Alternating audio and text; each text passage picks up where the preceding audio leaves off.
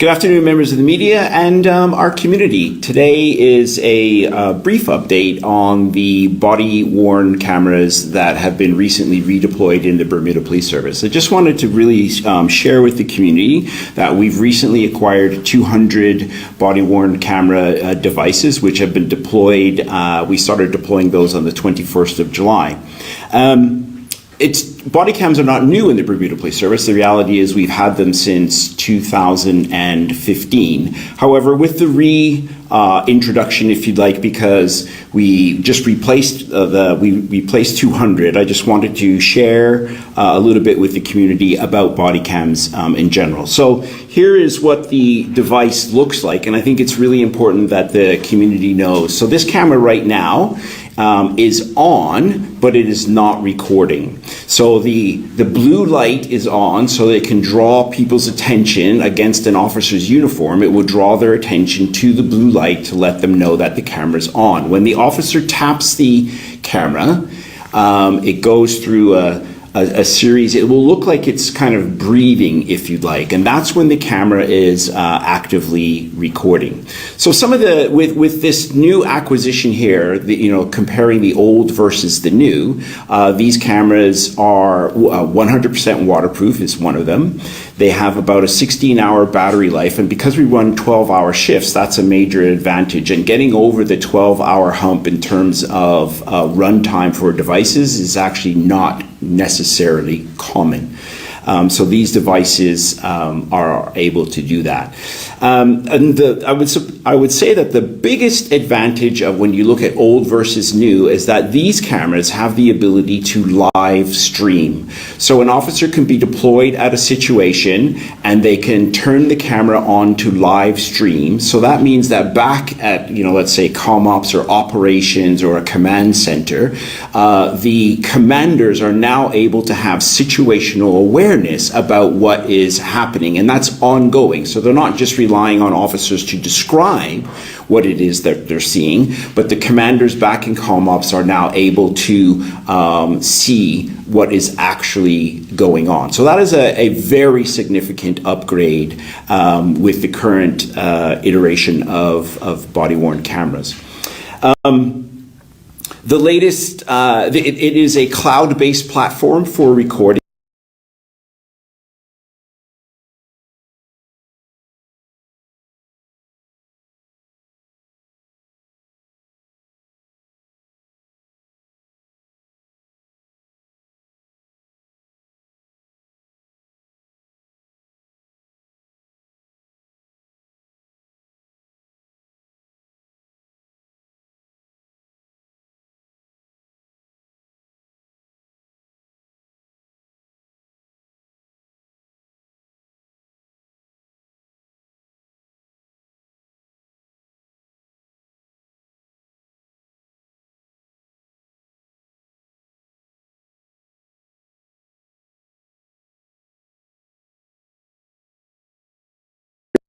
The latest, see what is actually going on. So that is a very significant upgrade with the current iteration of body-worn cameras. The latest, it is a cloud-based platform for recording, so that means that we're not hosting that, and obviously, it is very much privacy is baked into all aspects of the body-worn camera, so the storage is encrypted. We're the only ones who can access that footage, and I think in 2025 that's a particularly important aspect, and obviously it complies with all the latest cybersecurity kinds of protocols. Officers are able to view the footage when they come back to the station, and that's, I think, particularly helpful just to confirm what they thought is actually what happened, or just to make sure that information is being recorded in statements, and as there are follow-ups to incidents, is being recorded accurately. So when you think about, or when I think about what the value that body-worn cameras bring to policing in general, I think one of the main things for the community and the public to be aware of is that they bring about enhanced transparency and accountability. They have the ability, just by their very presence, of moderating the behavior of both the member of the public that's being engaged and also, just as importantly, the member of the police officer that is involved in a police-citizen kind of encounter. And it provides an objective, unbiased record of that interaction.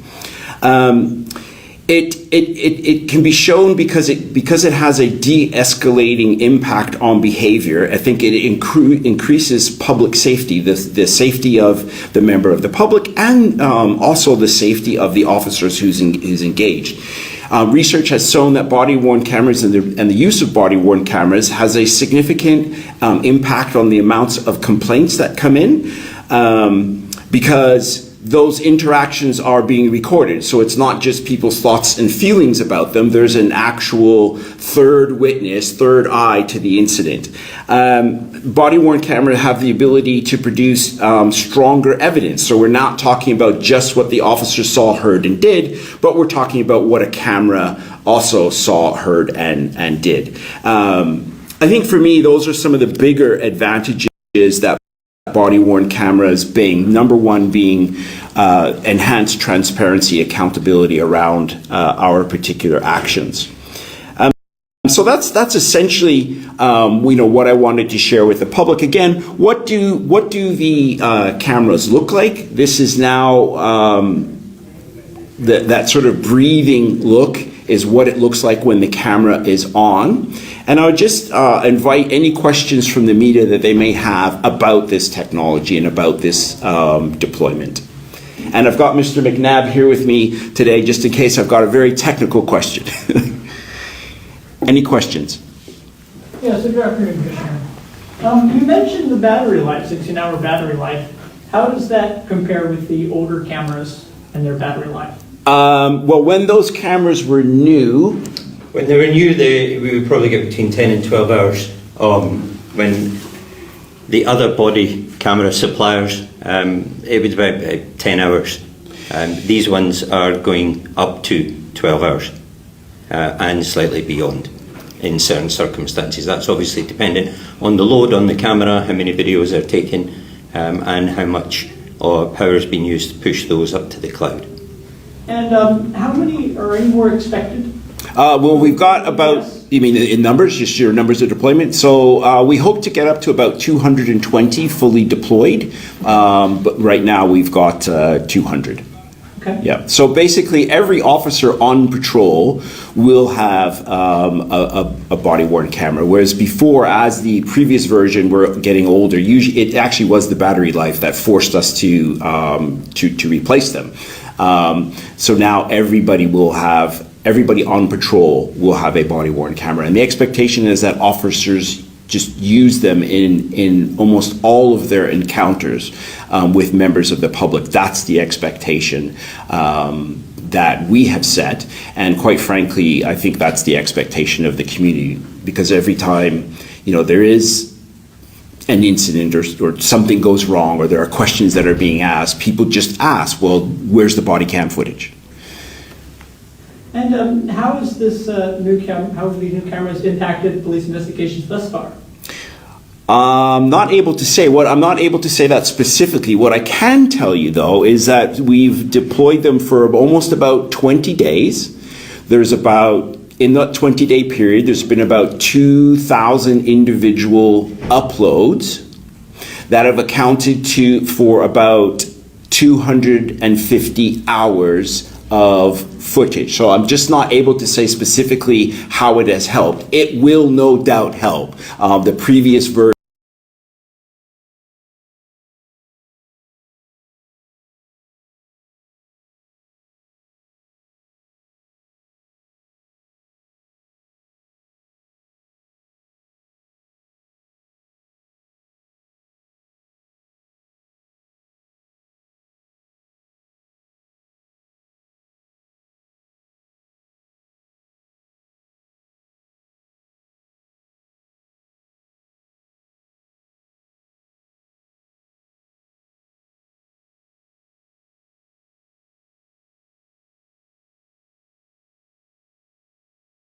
250 hours of footage. So I'm just not able to say specifically how it has helped. It will no doubt help. The previous version or iteration, if you like, was very helpful in policing, and I have no doubt that this version will continue that trend, and even more so because everybody who's on patrol has them. Thank you very much. Thank you. Cheers. Good afternoon. My name is Jasmine Patterson from Bermuda Broadcasting. Thank you, Commissioner, for your statement and Inspector McNabb.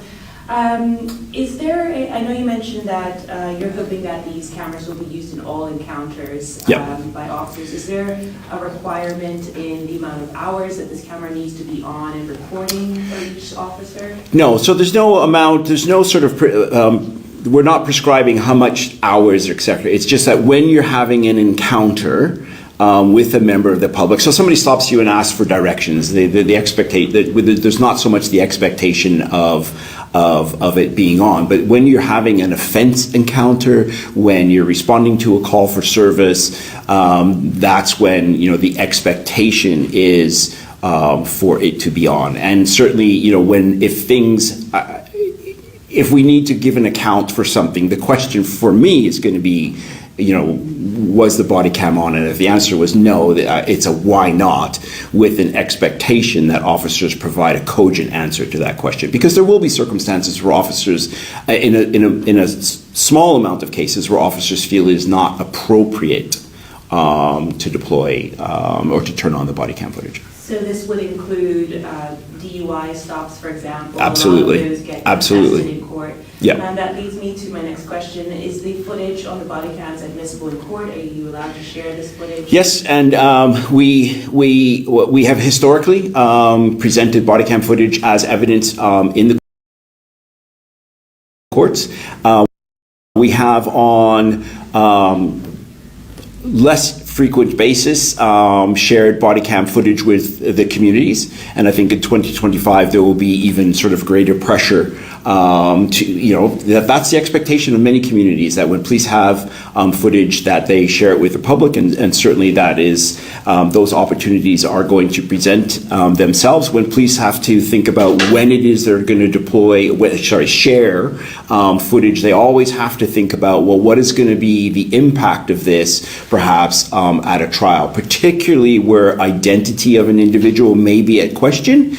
There is a number of decisions that need to be made on the way to releasing that footage. And how does this fit in with your budget? Have you obtained the amount that you can right now? Yes. So, I can just give you a little bit from a budget perspective. So this acquisition of 200 body cams cost about $550,000, and that includes the acquisition of the cameras and 36 months of storage, service, maintenance and support. So basically, if something goes wrong, we sort of send it back and they send us a replacement. Or actually, we have a number of spares on hand, to accommodate for that. Okay. And just a question: why does the BPS not share body cam footage with the general public?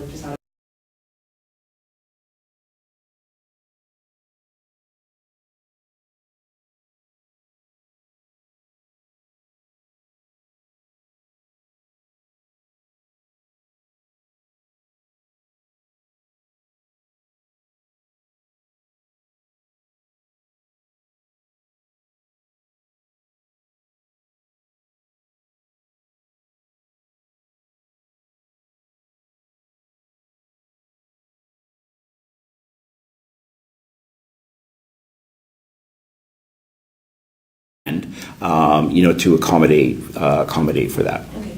And just a question: why does the BPS not share body cam footage with the general public, just out of interest? So it goes back to, we have to consider what is the potential impact on a future trial, right? That's really the big question that goes back and forth. And you would know that we don't share a lot of images, whether it's images captured by ourselves or images captured by the government CCTV camera or private. That is not necessarily the norm, because we're always concerned about the identity issues and the implication that that might have whenever there's a jury pool. And on a case-by-case basis, we'll consider, is there an advantage to be gained by sharing this footage? Certainly, if things go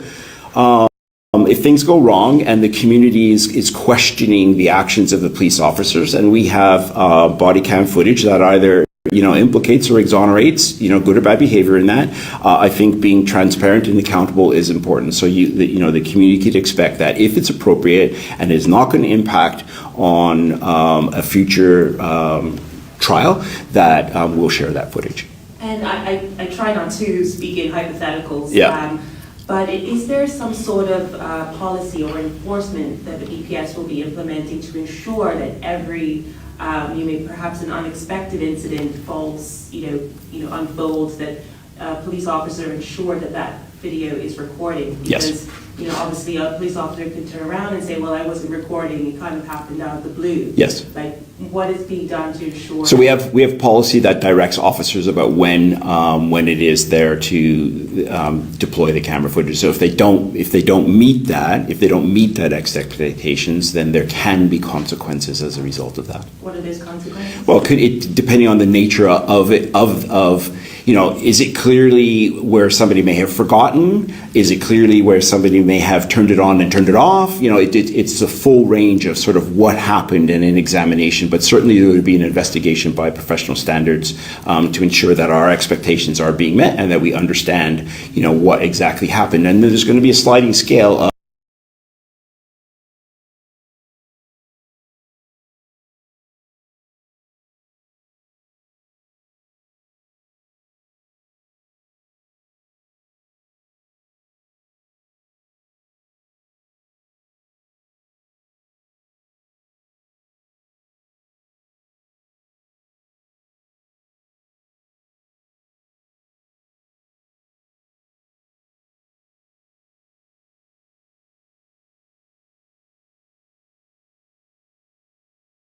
it's a full range of sort of what happened in an examination, but certainly there would be an investigation by professional standards to ensure that our expectations are being met and that we understand, what exactly happened. And there's going to be a sliding scale of I just forgot to, I'm doing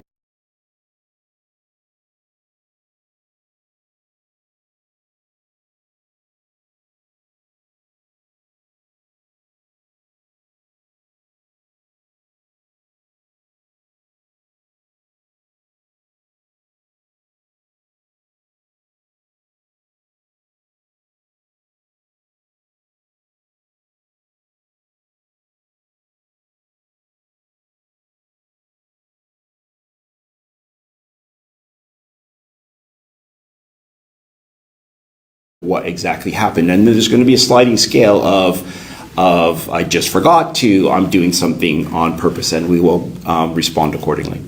Just one question for Mr. McNabb. Your title, Mr. McNabb. I guess in your experience using the body cams, have you seen this sort of de-escalating impact happen when the body cams are running? What's been your experience with these cams in the field? I think generally now the members of the public are clear that we're carrying body cameras. There's CCTV all over the island. So they generally, when an officer declares that the camera is on, the person usually thinks twice about saying something or doing something that they may have done if they knew the camera was off. So it has de-escalated a number of occasions. Does this somewhat help with your policing efforts, given that you're still trying to fill the ranks and hire more officers? So I think, every technology advantage we can get can help us manage demand on policing. I think, I'm not sure that body-worn cameras are going to, let's say, prevent crime, because generally speaking, those are being deployed when an officer is responding to an incident. But it can help us catch and convict, if you'd like. One of the advantages of the body-worn camera is that sometimes there can just be incontrovertible evidence. And sometimes people say, well, actually put my hand up, I did that. Rather than a court trial, or even if we're at a court trial, sort of playing that footage can make it kind of an open shut matter. Do Do you have any update for us on your recruitment process, how that's going so far? So basically, from that's a segue. so basically, we have a recruit foundation course that's in now. I believe there's 14 there. That course is due to finish in October, and we have another one that's due to start in November. Final numbers, we're still going through that process, but I'm anticipating about another 15 officers to join at that point in time, and then there will be a further course that starts, I believe, in April 2026. And if trends are the same, I would imagine that another 15 officers would join the organization at that point in time also. You happy with those numbers? I'd like to see more. I would always like to see more. But kind of 15 is what we've seen. We really want to get up to 420. Right now we stand at 378, which is actually 10% less of what we agreed a number of years ago with government. And I hasten to add, while we're talking about it, that the number 420 was a number that we agreed when there were significant financial constraints in the organization. In the economy. Money is not a problem to increase. Basically, our budget is really, we look at how many people we could realistically recruit within that financial year, and we have that money. Definitely government funding as it relates to employment is not an issue. I think when we hit that 420, there has to be a look at, what is the level of service that the community, the government expects from the police, and how many police officers does it realistically take to deliver that service. That is actually an exercise that is going to begin soon. We're going to be doing I'm calling a core functions kind of review, where we look at the how we're delivering safety across the island, and obviously police staffing will be a part of that. Thanks for your time. All right, excellent. Well, thank you very much.